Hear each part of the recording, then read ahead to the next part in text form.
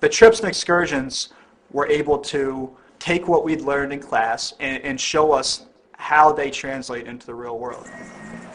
We went to a District 6 museum, which talks about one of the only districts where there was a lot of intercultural, interracial living.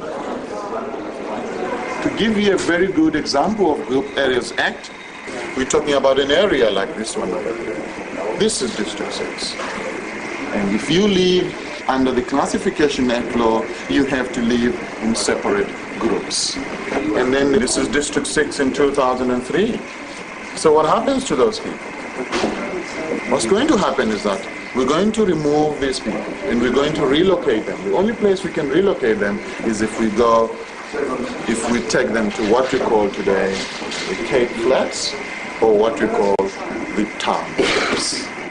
We went to some townships and actually were able to walk through them and see the kind of different ways they're laid out and the way that the greater Cape Town area is laid out also in terms of who lives where and what types of housing. Just being able to see what does it look like when one group of the population has been systematically, oppressed. And even if once you have democracy, after 10 or 20 years, that's still going to look a certain way, and what are the lessons you can learn from that? Where's your house? Huh? Where is your house? In this direction. Watch out.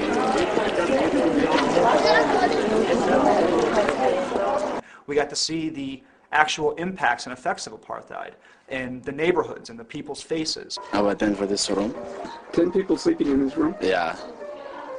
Two and others here. Our families.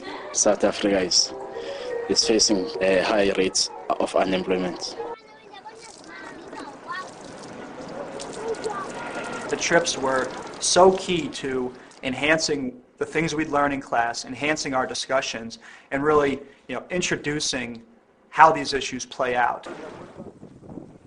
We went over to Robben Island yesterday morning at 9 o'clock on the 9 o'clock boat.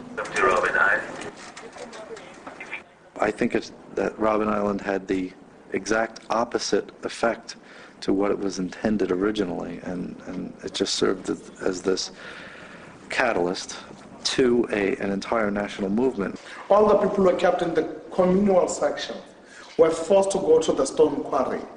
Some of the stones were taken to B section, where prisoners had to crush and make concrete out of them.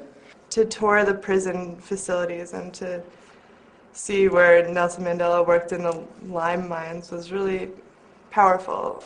That is the cell where Nelson Mandela was mostly kept while he was a prisoner here. Mandela spent 18 years in this section. 3/4 of 18 years, he was kept in that cell. The excursions that we went on were a really important sort of visual aid to a lot of the discussion that we had around the kind of geographic and structural inequalities of Cape Town and the areas around it. And just being able to be in a location where you can go out and see these things every day is just phenomenal. Those 3 weeks in Cape Town were amazing. Definitely the highlight of my 21-year-old life.